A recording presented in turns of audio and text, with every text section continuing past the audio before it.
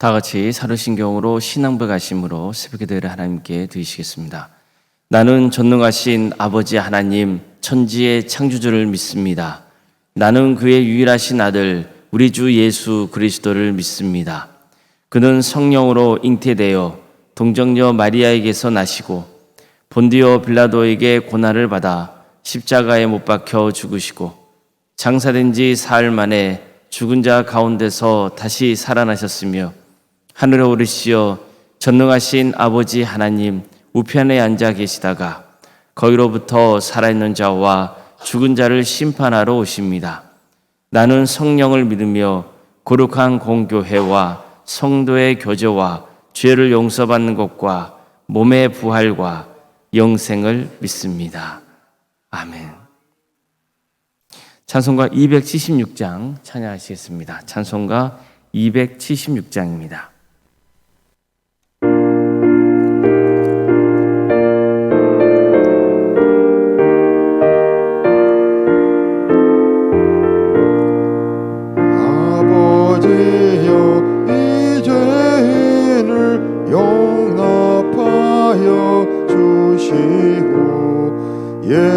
예수님의 이름으로 구원하여 주소서.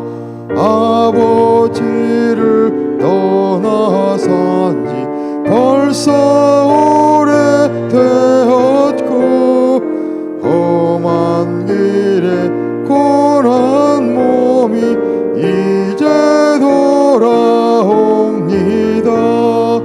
전에 하던 헛된 일을 애통하게 여기고 겸손하게 엎드려서 용서하시옵니다. 은혜 감당 못하오나 회개하는 영혼과 나의 약한 육신까지 감히 드리옵니다.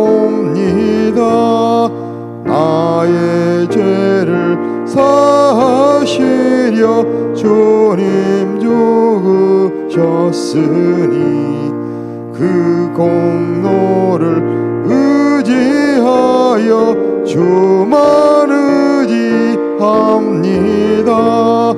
아버지여 용납하사 나를 품어 주시고 주의 사랑 품 안에서 길이 살게 하소서. 아멘.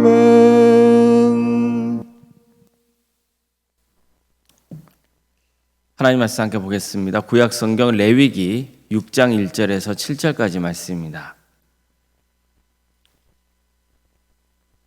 레위기 6장 1절에서 7절 말씀입니다.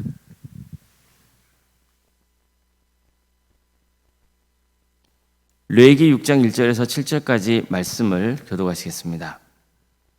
여호와께서 모세에게 말씀하여 이르시되 누구든지 여호와께 신실하지 못하여 범죄하되 곧 이웃이 맡긴 물건이나 전당물을 속이거나 도둑질하거나 착취하고도 사실 부인하거나 남의 잃은 물건을 줍고도 사실을 부인하여 거짓 맹세하는 등 사람이 이 모든 일 중에 하나라도 행하여 범죄하면 이는 죄를 범하였고 죄가 있는 자니 그 훔친 것이나 착취한 것이나 맡은 것이나 이런 물건을 주운 것이나 그 거짓 맹세한 모든 물건을 돌려보내되 곧 그 본래 물건의 5분의 1을 더하여 돌려보낼 것이니 그 죄가 드러나는 날에 그 임자에게 줄 것이요.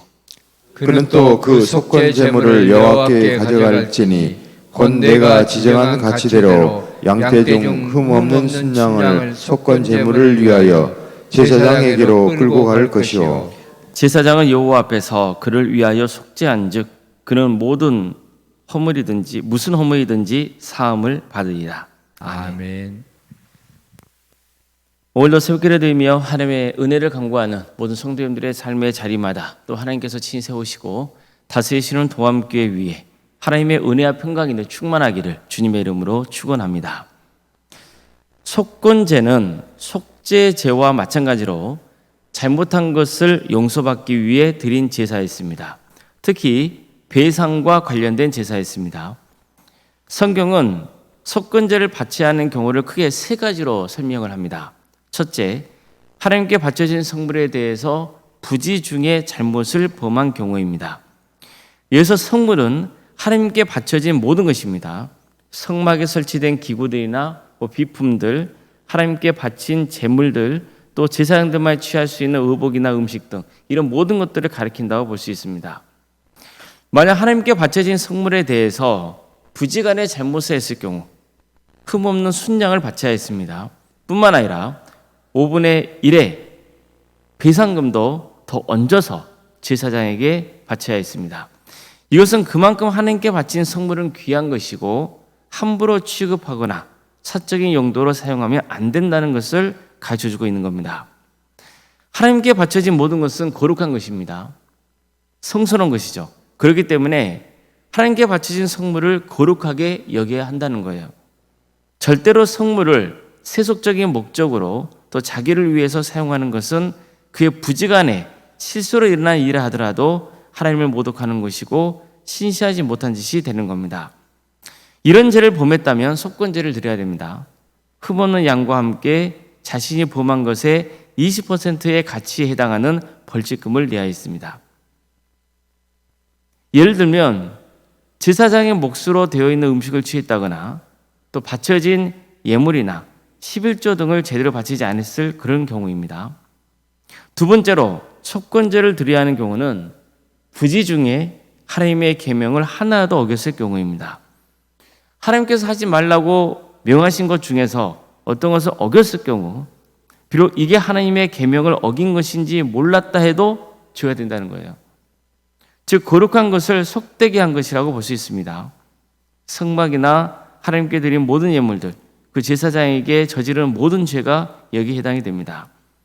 여기서 중요한 것은 부지 중에 저지른 죄인 것인데 뭔가 잘못되었다는 느낌을 갖는 거예요. 일종의 죄책감 같은 거죠. 뭔가 양심의 가책을 느끼는 겁니다. 잘못되었다는 느낌은 드는데 정확하게 알 수 없을 때 속건제를 드리면 된다는 겁니다. 이렇게 함으로써 양심의 자유와 평안을 누리게 되는 거죠. 그러니까 불안과 두려움에서 벗어나게 되는 겁니다. 그럼 세 번째 경우는 뭘까요? 이웃에게 의도적으로 손해를 입히는 경우예요.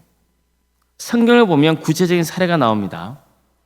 이웃이 맡긴 물건이나 담보물을 속이거나 또 주지 않거나 도둑질을 하거나 이웃의 것을 강제로 착취하거나 남이 잃어버린 물건을 죽고도 감추거나 거짓 증언을 하거나 이런 것들입니다. 내가 길을 가다가 돈 봉투를 주었다 쳐요. 그런데 잠시 후에 이웃이 찾아와서 혹시 길에 떨어진 돈 봉투 못 봤냐? 이게 물어본단 말이에요. 그럼 어떻게 해야 돼요? 아, 봤다. 이거다. 돌려주면 되잖아요.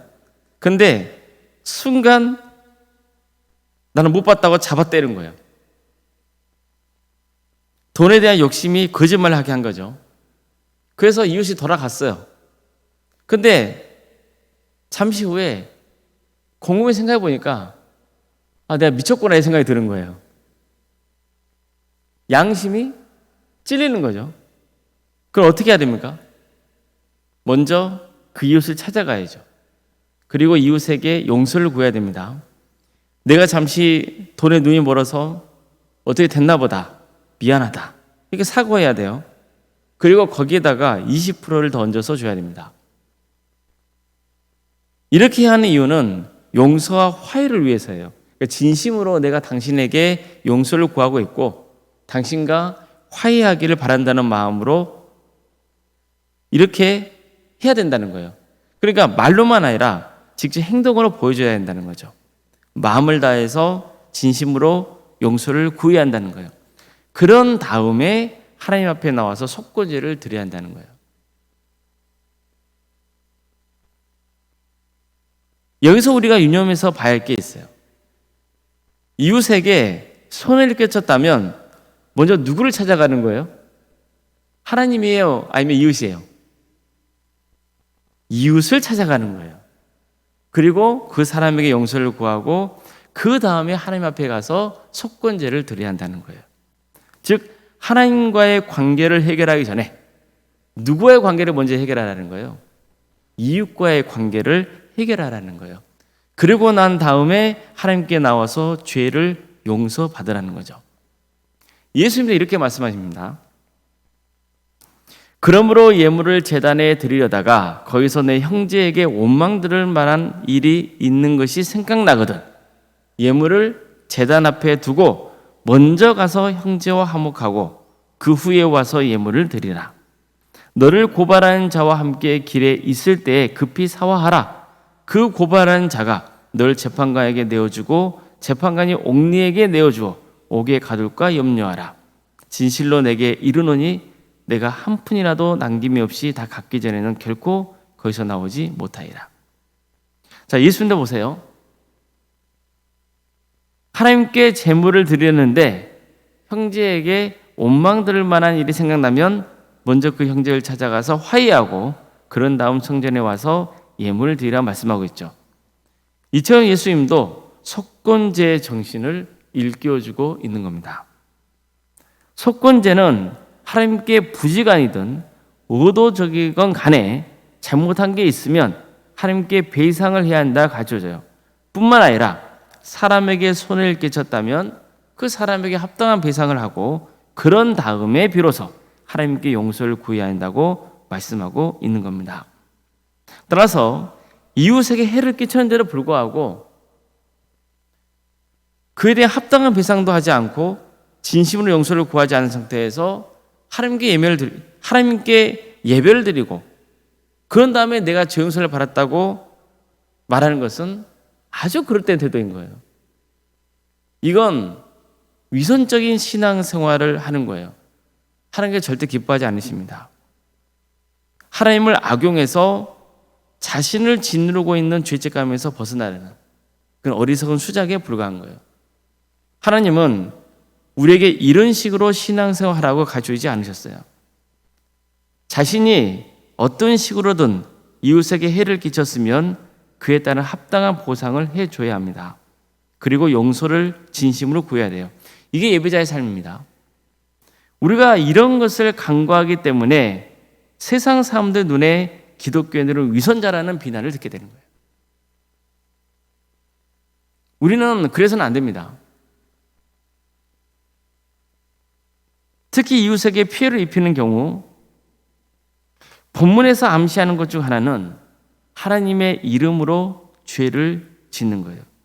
하나님의 이름으로 거짓 맹세하는 거죠. 하나님의 이름으로 맹세하는데 나는 절대로 잘못한 게 없다. 이웃에게 절대로 피해를 입힌 일이 없다. 이런 식으로 하나님의 이름으로 자기가 지은 죄를 감춰버리는 거예요. 비인간적이고 비윤리적으로 사람을 착취하는 경우도 속건제를 드려야 하는 경우에 해당이 됩니다.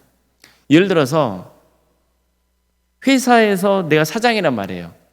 근데 직원의 임금을 의도적으로 늦게 지급하는 거예요. 그렇게 함으로써 사장이 이득을 얻는 것, 그것도 죄라는 거예요.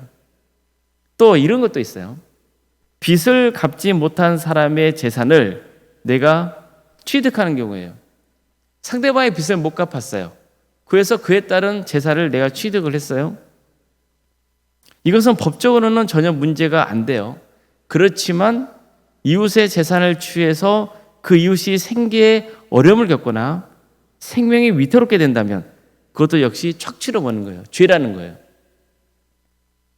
당시 배경으로는 대표적으로 겉옷을 담보로 잡히는 경우예요. 당시 겉옷은 추운 밤에 이불 역할을 했거든요. 그런데 겉옷까지 전당포에 맡겼다면 이 사람은 정말 가난하고 큰 어려움에 처해 있는 그런 경우인 거예요. 위기에 처한 거예요. 그렇다면 그 담보물을 받은 사람은 그 겉옷을 밤새 가지고 있으면 안 된다는 거예요. 그러면 착취하는 게 되는 거예요. 자칫 잘못하면 그 겉옷을 맡긴 사람의 생명이 위태로울 수 있기 때문이죠. 어쨌든 자신이 이웃에게 해를 끼치는 잘못을 저질렀다면 그 잘못한 사람을 찾아가서 자신이 갚아야 할 것에다가 20%를 더해서 보상해 줘야 하고, 그 다음에 비로소 하나님 앞에 나와서 속건 제물을 바쳐야 한다고 말씀합니다. 이것은 우리에게 아주 중요한 교훈을 주고 있는 거예요. 이웃에게 진정한 용서와 화해를 구하지 않고 하나님께 제물을 바쳐봤자 하나님은 그 죄를 용서해 주시지 않는다는 거예요. 우리는 이 점을 늘 기억해야 돼요. 그 십계명도 항상 뭐예요? 하나님을 사랑하는 것, 그리고 뭐죠? 이웃을 사랑하는 것. 이 두 가지가 함께 가는 거예요. 우리 성도님들이 신앙생활에서 이것들을 많이 오해하고 계시는 거예요. 내가 하나님께 용서받았으면 됐지 뭐. 하나님만 다 내 마음 아시는데 뭐 이런 거 있잖아요. 하나님께만 용서받으면 모든 게 끝이라는 거. 그거 잘못된 거예요. 하나님은 그런 것을 우리에게 가주지 않으세요. 언제나 이웃에게 피해를 입혔으면, 잘못했으면 그 이웃에게 합당한 보상을 하라는 거예요. 그리고 그 이웃과 화해하고 용서를 구하라는 거예요. 그런 정의를 행하라는 거예요. 그랬을 때 하나님께서는 그 사람의 예배를 기쁘게 받으신다는 거고, 그 사람의 죄를 용서해 주신다는 거예요. 이 기본적인 것을 우리가 지켜야 돼요. 그래야 참다운 예배자의 길을 가는 것이고, 세상 사람들이 우리를 봤을 때도 우리가 위선적인 사람으로 보이지 않는 거예요. 기독교인은 위선적인 삶을 사는 게 아니에요. 하나님의 이름을 빙자해서 자기의 죄를 가리는 거, 합리화하는 거, 그거 아니에요. 절대로 우리는 그런 신앙생활을 해서는 안 되는 겁니다. 우리 모두가 속건제의 정신을 잘 이해해서 하나님부터 진정한 용서의 은혜를 누릴 수 있길 바랍니다. 뿐만 아니라 이웃과 늘 화평을 도모하며 선을 행하는 삶을 추구할 수 있기를 주님의 이름으로 축복합니다. 기도하시겠습니다. 살아가는 하나님 감사드립니다. 오늘도 우리에게 새로운 날을 주시고 또 하나님의 은혜 속에 살아갈 수 있도록 인도하신 주님 감사드립니다. 주님, 우리는 약하고 부족해서 늘 주님 앞에 죄를 짓고 또 이웃에게도 때로는 해를 끼칠 때가 있습니다. 물질적으로 해를 끼칠 때도 있고 또 이웃의 마음을 아프게 할 때도 있습니다. 그럼에도 불구하고 그저 하나님께 용서를 구하면 다 되는 것처럼 착각하며 살아갑니다. 오늘 속건제를 통해서 진정한 예배가 무엇인지, 참다운 예배자는 어떤 삶을 살아야 되는지를 가르쳐주시며 감사드립니다. 이웃에게 물질적인 피해를 입혔든 또는 정신적인 피해를 입혔든 그 이웃을 찾아가서 진정으로 용서를 구하고 그에 합당한 배상을 행할 수 있는 우리가 되기를 소망합니다.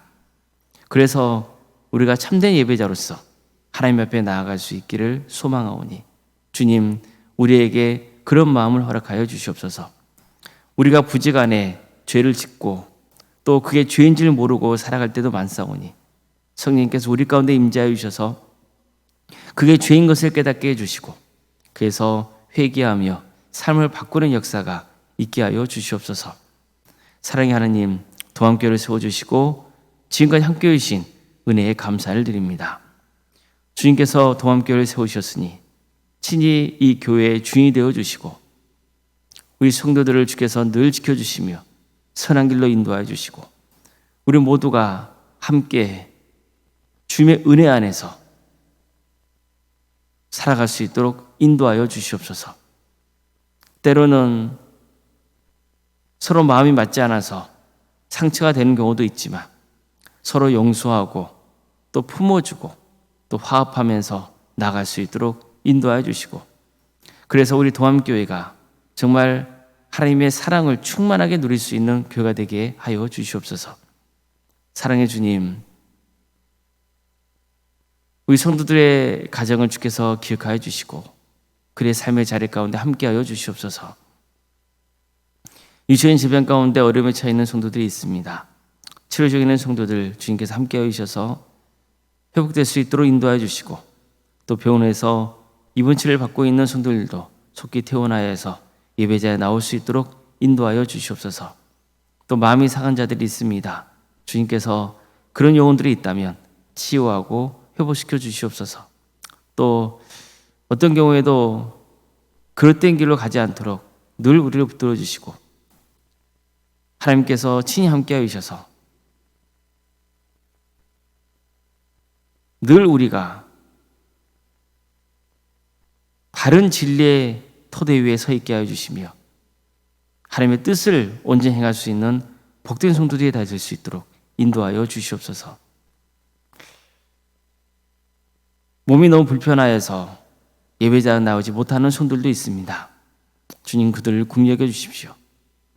영상을 통해서 예배하는 우리 성도들을 주님께서 불쌍히 여겨 주셔서 그 자리에 하나님의 성령님의 역사가 충만히 임하게 하여 주시고 기도하는 모든 제목들을 주님께서 응답하여 주시옵소서.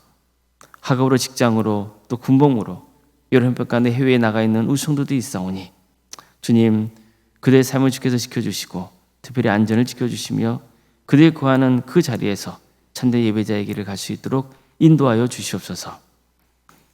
자녀의 잉태를 바라는 가정이 있습니다. 또 출산을 앞둔 가정도 있습니다. 주님께서 도와주시고 함께하여 주셔서 은혜주의 출산을 잘 마칠 수 있도록 인도하여 주시고 하나님의 은혜 속에서 생육과 본생의 축복이 차고 넘치는 귀한 동암지단이 될 수 있도록 인도하여 주시옵소서.